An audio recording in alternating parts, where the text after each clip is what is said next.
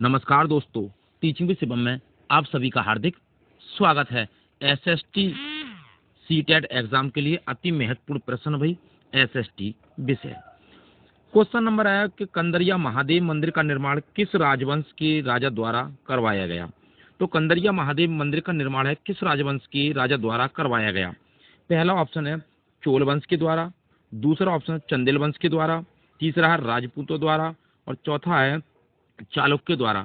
तो कंदरिया महादेव का मंदिर का जो निर्माण था वो चंदेल वंश के राजा द्वारा कराया गया। कौन था भाई?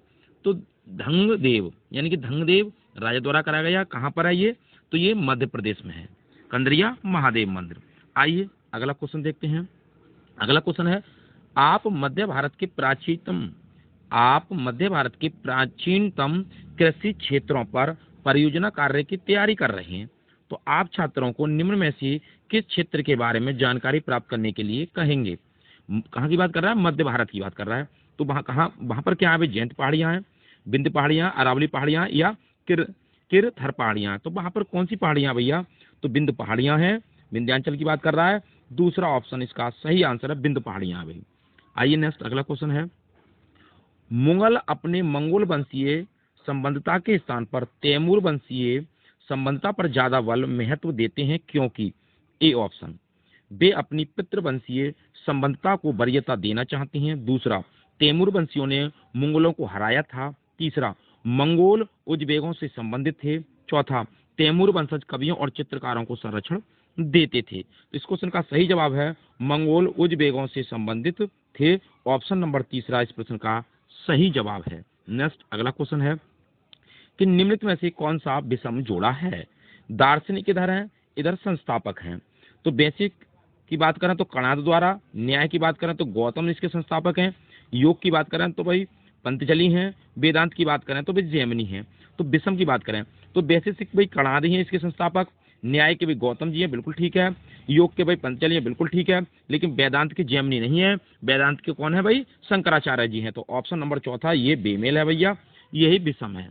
आइए नेक्स्ट अगला क्वेश्चन देखते हैं। क्वेश्चन आपको अच्छे लग रहे हो तो वीडियो को ज्यादा से ज्यादा शेयर करें और लाइक करें। चैनल पर नए हैं तो चैनल को सब्सक्राइब करें और कमेंट बॉक्स में अपना सुझाव अवश्य दें। अगला क्वेश्चन है मथुरा के बारे में नीचे दिए गए वक्तव्यों पर विचार कर सही उत्तर का चयन करें। ए, मथुरा यातायात और व्यापार के दो मार्गों उत्तर से पूर्व, दक्षिण से पश्चिम को जोड़ने की दृष्टि से महत्वपूर्ण था। बी कह रहा है मथुरा बेहतरीन मूर्तियां बनाने का केंद्र था। ए ऑप्शन, ए और बी दोनों सही नहीं है, दूसरा ए सही है बी गलत है, तीसरा ए गलत है बी सही है, चौथा ए और बी दोनों सही है। तो इस क्वेश्चन का जो सही जवाब है वो ऑप्शन नंबर तीसरा भाई, ए गलत है और बी सही है। ऑप्शन नंबर तीसरा इस प्रश्न का करेक्ट जवाब है। नेक्स्ट अगला क्वेश्चन देखते हैं भाई। कह रहा है महालवारी बंदोबस्त में राजस्व इकट्ठा करने का दायित्व दिया जाता था। तो महालवारी बंदोबस्त में राजस्व इकट्ठा करने का दायित्व दिया जाता था किसको भैया? गांव के मुखिया को, जमींदार को, तालुकदार को या रैयत को। तो किसको दिया जाता था? तो गांव के मुखिया को दिया जाता था। ए ऑप्शन इसका करेक्ट जवाब है, गांव के मुखिया को। नेक्स्ट अगला क्वेश्चन देखते हैं। कह रहा है औपनिवेशिक भारत के विषय में दिए गए वक्तव्यों पर विचार कीजिए तथा दिए गए विकल्पों में से सही को चुनिए। तो ए क्या कह रहा है? अंग्रेजों ने सभी वनों को अपने नियंत्रण में कर लिया। बी, इन वनों में लोगों को झूम खेती करने, फल इकट्ठा करने और शिकार करने की अनुमति थी। सी कह रहा है जब लोगों को वनों के भीतर रहने से रोक दिया तब वन विभाग को मजदूर प्राप्त करने में कठिनाई हुई। पहला ऑप्शन ए और बी दोनों सत्य हैं। दूसरा कह रहा है बी और सी दोनों सत्य हैं। तीसरा कह रहा है ए और सी सत्य हैं और डी कह रहा है, चौथा कह रहा है ए बी सी तीनों सत्य हैं। तो इस क्वेश्चन का जो सही जवाब है वो ए और सी दोनों सत्य हैं, लेकिन बी वाला सत्य नहीं है भैया। नेक्स्ट अगला क्वेश्चन है। अगला कह रहा है इधर सुधारक उनके सुधार आंदोलन से सही मिलान करना है। तो पेरियार की बात करें तो भी ब्रह्म समाज है, बी की बात करें घासीदास यंग बंगाल है, सी की बात करें केशव चंद्र जो है वो स्वाभिमान आंदोलन है भाई इसके, और डी की कह रहा है हेनरी ड्यूरोजियो इसके कौन है भाई? सतनामी आंदोलन है। तो सही बताना भाई इसको, आपका सही मैचिंग कौन सा होगा भाई? अगर हम इस क्वेश्चन की बात करें तो भाई इस क्वेश्चन का जो होगा पहला वाला जो हो जाएगा भाई तीसरे से, पेरियार की बात करें तो स्वाभिमान आंदोलन हो जाएगा। और दूसरा कह रहे भैया किसका भैया? यानी कि बी का बी का क्या कह रहा है, बी का कह रहा है भैया चौथे वाले से, तो बी का हो जाएगा चौथे वाले से, यानी कि सतनामी आंदोलन से। तो कौन से में है भाई, ए का तीसरा, ए का तीसरा, ए का तीसरा, बी का चौथा, तो कौन से वाले में भैया, दूसरा ऑप्शन इसका सही जवाब हो जाएगा। केशव चंद्र भाई ब्रह्म समाज के हो जाएंगे, हेनरी ड्यूजो यंग बंगाल के हो जाएंगे, तो दूसरा ऑप्शन इसका करेक्ट जवाब है। नेक्स्ट अगला क्वेश्चन है, अगला क्वेश्चन है, उस सामाजिक सुधार संगठन को चिन्हित करना है आपको जिसके द्वारा औपनिवेशिक शासन के दौरान जाति उन्मूलन पर मुख्य रूप से ध्यान दिया गया। पहला एशियाटिक सोसाइटी, दूसरा भारत धर्म महामंडल, तीसरा सनातन धर्म सभा, और चौथा है सिंह सभा। तो इस क्वेश्चन का जो करेक्ट जवाब है वो हो जाएगा भाई सिंह सभा। सिंह सभा करेक्ट जवाब है। नेक्स्ट अगला क्वेश्चन देखते हैं, और अगला क्वेश्चन क्या कह रहा है भाई, ईसाई क्रिश्चियन मिशनरी अपने विद्यालय के माध्यम से कर पाए, क्या कर पाए भाई। पहला ऑप्शन सभी जनजातीय समूह और जनजातियों में समानता और न्याय के विचारों को लागू करना, दूसरा जातीय रीति रिवाजों के विरोध में जन आंदोलन का गठन करना, तीसरा जिन्हें अस्पृश्य समझा जाता था उन्हें काम के अवसर, चौथा बदली हुई दुनिया के लिए बच्चों को कुछ साधनों के लिए तैयार करना भाई। तो इस क्वेश्चन का जो सही जवाब हो जाएगा वो हो जाएगा बदली हुई दुनिया के लिए बच्चों को कुछ साधनों के साथ तैयार करना, चौथा ऑप्शन करेक्ट जवाब है। Next all India Muslim league के विषय में निम्न वक्तव्यों पर विचार करना है आपको भाई। ऑल इंडिया की बात कर रहा है, मुस्लिम लीग ने मुसलमानों के लिए अलग निर्वाचिका की मांग की थी, दूसरा मुस्लिम लीग ने बंगाल विभाजन का समर्थन किया था, तीसरा मुस्लिम लीग की स्थापना 1907 में हुए कांग्रेस विभाजन का मुख्य कारण थी। तो केवल ए सत्य है, केवल बी सत्य है, केवल ए और बी दोनों सत्य हैं, केवल बी सी सत्य हैं। सही जवाब इसका कौन सा हो जाएगा भैया, ए और बी दोनों सत्य हैं, तीसरा ऑप्शन करेक्ट जवाब है भाई। नेक्स्ट अगला क्वेश्चन देखते हैं, भारत का संविधान लागू किया गया 26 जनवरी कब। तो भाई ये तो 1950 को भैया, दूसरा ऑप्शन करेक्ट जवाब हो जाएगा। नेक्स्ट अगला क्वेश्चन देखते हैं, निम्नलिखित में से कौन सा पुराने बलित पर्वत का उदाहरण है, बौसिस पर्वत, हिमालय पर्वत, यूराल पर्वत या माउंट किलिमंजारो। तो भैया बलित पर्वत का, पुराने बलित पर्वत की बात पूछ रहा है भाई, तो पुराना बलित पर्वत हो जाएगा यूराल पर्वत। यूराल पर्वत जो है भैया यूरोप को एशिया से अलग करता है, तीसरा ऑप्शन इसका करेक्ट जवाब हो जाएगा यूराल पर्वत। नेक्स्ट अगला है, कर्क रेखा निम्नलिखित में से कौन से क्षेत्र से गुजरती है, अरावली श्रृंखला, विंध्य श्रृंखला, पश्चिमी घाट, दक्कन का पठार। तो भैया कर्क रेखा कौन से क्षेत्र से गुजरती है ये आपको बताना है, तो इसकी बात करें भैया विंध्य श्रृंखला से गुजरती है, दूसरा ऑप्शन करेक्ट जवाब हो जाएगा विंध्य श्रृंखला। नेक्स्ट अगला क्वेश्चन, भारत ग्रीनविच के पूर्व 88 यानी कि 88 डिग्री 30 मिनट पूर्व में स्थित है, जब लंदन में शाम के 4 बज रहे हैं भाई, लंदन में शाम के 4 बजे हैं, तो भारत में उसका समय क्या होगा भैया। तो भैया कब होगा भैया, भारत में अगर समय की बात करें तो कितना भी 5 घंटे आगे रहता है इसका समय, तो कौन सा 9:30 बजेंगे, 9:30 बजे होंगे शाम के, कब की बात पूछ रहा है, शाम की। तो इसका सही आंसर कहने की जरूरत नहीं है भैया, कौन सा होगा, 5.5 घंटे, 4 + 5.5, तो 5.5 इसका मतलब 9:30, तो दूसरा ऑप्शन इसका करेक्ट जवाब हो जाएगा, पूरब में है तब शाम हो जाएगा। नेक्स्ट अगला क्वेश्चन, आइए अगला क्वेश्चन है, वनस्पति के संदर्भ में पूछ रहा है भाई, वनस्पति की वृद्धि तापमान और नमी पर निर्भर करती है, बी स्थान की जलवायु मुश्किल से प्राकृतिक वनस्पति को प्रभावित करती है, सी स्थान विशेष पर ढाल एवं मिट्टी की परत की मोटाई जैसे कारक उस स्थान की वनस्पति के प्रकार में योगदान देते हैं। कह रहा है भाई ए और बी दोनों सही है, बी सी दोनों सही है, ए सी दोनों सही है, ए बी सी तीनों सभी सही हैं। तो इस क्वेश्चन का करेक्ट जवाब हो जाएगा ए सी दोनों सही है, तीसरा ऑप्शन करेक्ट जवाब है। नेक्स्ट अगला क्वेश्चन कहते हैं, निम्नलिखित में से किसे फलों की कृषि के कारण विश्व का फलोद्यान कहा जाता है, उष्ण कटिबंधीय घास स्थल, शंकुधारी वन, भूमध्य सागरीय प्रदेश या शीतोष्ण सदाबहार वन। तो इस क्वेश्चन का सही जवाब हो जाएगा भूमध्य सागरीय प्रदेश, तीसरा ऑप्शन इसका करेक्ट जवाब है। नेक्स्ट अगले क्वेश्चन की ओर बढ़ते हैं, दिए गए ए और बी विशेषताओं के आधार पर वायुमंडल की परत की पहचान करनी है। ओजोन गैस की परत होती है भैया, मौसम संबंधी घटनाएं होती हैं, क्षोभ मंडल, संताप मंडल, मध्य मंडल, वायुमंडल, बाह्य मंडल। तो भैया मौसम संबंधी घटनाएं, ओला वृष्टि कुछ भी हो, आंधी तूफान कुछ आए, ओजोन परत की बात आए भैया, तो ये कौन सी परत में होती है, तो इसका सही जवाब हो जाएगा भैया, वहां पूछ रहा है लगभग मुक्त होती हैं, ये भी ध्यान रखना बिल्कुल। अगर पूछता मौसम संबंधी घटनाएं कहां पर होती हैं तो क्षोभमंडल हो जाता, लेकिन कह रहा मुक्त हो जाती हैं, वहां पर समाप्त हो जाती हैं।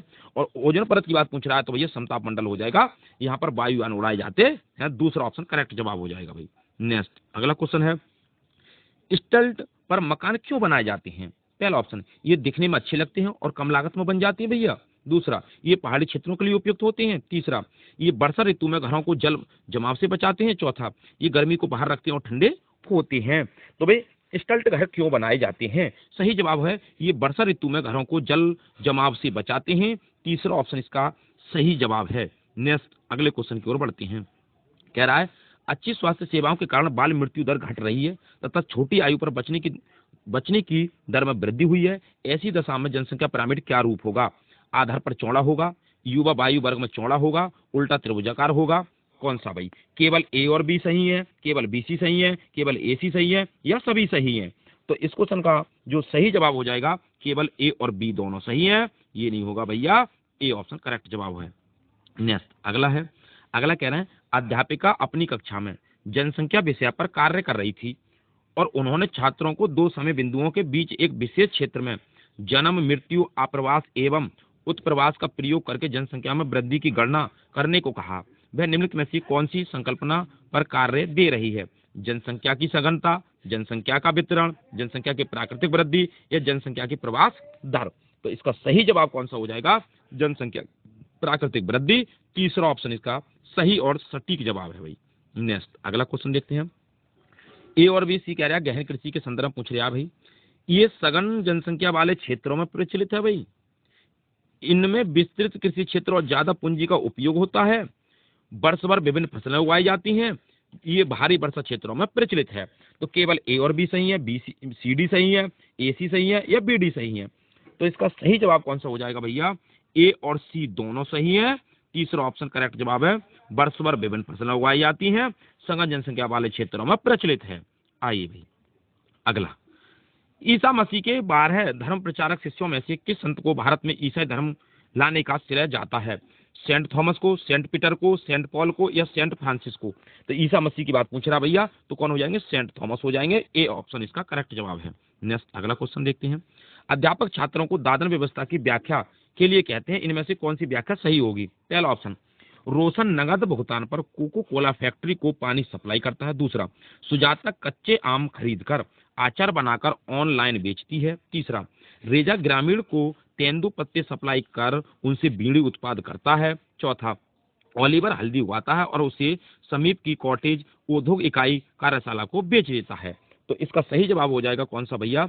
रेजा जो है वो ग्रामीणों को तेंदू पत्ते सप्लाई पर उनसे बीड़ी उत्पाद कराती है, दादन व्यवस्था इसी से संबंधित है भाई, तीसरा ऑप्शन इसका सही जवाब हो जाएगा। नेक्स्ट अगला क्वेश्चन, और अगला क्वेश्चन कह रहा है किस सरकार को आमतौर पर प्रतिनिधि के रूप में जाना जाता है? एक तंत्रीय सरकार, राजतंत्र सरकार, लोकतंत्रीय सरकार, या अबंधता लेसिस फेयर? आमतौर पर प्रतिनिधि के रूप में जाना जाता है भाई, ये आपको बताना है। तो सही जवाब हो जाएगा लोकतांत्रिक सरकार को कहते हैं भैया, तीसरा ऑप्शन करेक्ट जवाब है। आइए नेक्स्ट अगला क्वेश्चन देखते हैं। कह रहा है निर्मल एक नीलामी में 3 बजे जाता है और बड़ी मात्रा में सब्जियां खरीदता है, वह फिर उन्हें आसपास के सब्जी विक्रेताओं को बेच देता है। वह किस प्रकार का व्यापारी है? वह फुटकर व्यापारी है, थोक विक्रेता है, फेरी लगाने वाला है, या विक्रेता है? तो कैसा व्यापारी है भाई? तो वो जो व्यापारी है भैया, यानी कि सब्जी विक्रेताओं को बेचता है, इसका मतलब क्या है? वो थोक विक्रेता होगा तभी तो बेचेगा। तो दूसरा ऑप्शन करेक्ट जवाब हो जाएगा कौन सा भैया? थोक व्यापारी। आइए नेक्स्ट अगला क्वेश्चन देखते हैं। अगला क्वेश्चन कह रहा है जब संविधान में केंद्र एवं राज्यों के बीच विधायी शक्तियों की रूपरेखा स्पष्ट की गई हो तो उस शासन प्रणाली को क्या कहा जाता है? संसदीय, संघीय, अध्यक्षीय, या लोकतांत्रिक? तो उसे भी क्या कहा जाता है? तो इसका सही जवाब हो जाएगा उसे संघीय कहा जाता है, दूसरा ऑप्शन इसका सही जवाब है, संघीय कहते हैं उसे। नेक्स्ट अगला है 19वीं शताब्दी की समाज सुधारक महिला अधिकार कार्यकर्ता रमाबाई को पंडिता की उपाधि क्यों दी गई थी भाई? ए ऑप्शन, उनकी शादी एक ब्राह्मण परिवार में हुई थी इसलिए। उन्होंने एक पुरोहित बनकर पुणे में एक मंदिर की स्थापना की इसलिए।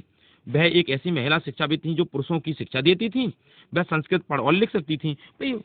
पंडित रमाबाई को पंडिता की उपाधि क्यों दी गई थी भाई? ये आपको बताना है भैया। तो वो इसलिए दी गई थी क्योंकि वो संस्कृत पढ़ और लिख सकती थी। चौथा ऑप्शन इसका करेक्ट जवाब हो जाएगा भैया। नेक्स्ट अगला क्वेश्चन कह रहा है कोई भी नागरिक केवल धर्म, नस्ल, जाति, लिंग, जन्म स्थल एवं इनमें से किसी के आधार पर दुकानों, सार्वजनिक रिश्तेता, होटल, सार्वजनिक मनोरंजन के स्थानों तक पहुंच के संबंध में किसी भी विकलांगता, दायित्व, प्रतिनिधित्व के शर्त के अधीन नहीं होगा। भारतीय संविधान के किस अनुच्छेद में उपयुक्त कथन पर प्रकाश डाला गया है? अनुच्छेद 21 में बताया गया भैया, अनुच्छेद 15, अनुच्छेद 343, अनुच्छेद 23 में। भाई कोई भी नागरिक हो, धर्म, नस्ल, जाति, लिंग इससे कोई ना हो भाई, इसके आधार पर ऐसा ना होना चाहिए। तो धर्म, लिंग, जाति, लिंग इसके बारे में कौन से अनुच्छेद में बताया गया है? तो ये हो जाएगा अनुच्छेद 15 में बताया गया भैया, सॉरी इसमें हाँ अनुच्छेद 15 में बताया गया है, दूसरा ऑप्शन इसका करेक्ट जवाब हो जाएगा। नेक्स्ट अगला है भारत में मुस्लिम समुदाय की सामाजिक, आर्थिक और शैक्षणिक स्थिति का जायजा लेने वाली समिति अध्यक्षता किसने की थी? बीपी मंडल, आर सच्चर, पीके थगौन या डीएस कोठारी? तो भैया भारत में मुस्लिम समुदाय की सामाजिक, आर्थिक और शैक्षणिक स्थिति का जायजा लेने वाली समिति की अध्यक्षता किसने की थी? तो इसका सही जवाब हो जाएगा आर सच्चर ने की थी। दूसरा ऑप्शन इसका करेक्ट जवाब है। तो उम्मीद करता हूं दोस्तों एसएसटी विषय से संबंधित जो महत्वपूर्ण प्रश्न थे आपको अच्छे लगे होंगे। वीडियो आपको अच्छी लगी हो तो भी वीडियो को ज्यादा से ज्यादा शेयर करें और लाइक करें। यदि चैनल पर नए हैं तो चैनल को सब्सक्राइब करें और कमेंट बॉक्स में अपना सुझाव अवश्य दें। ऑल द बेस्ट, थैंक्स, जय हिंद, जय भारत।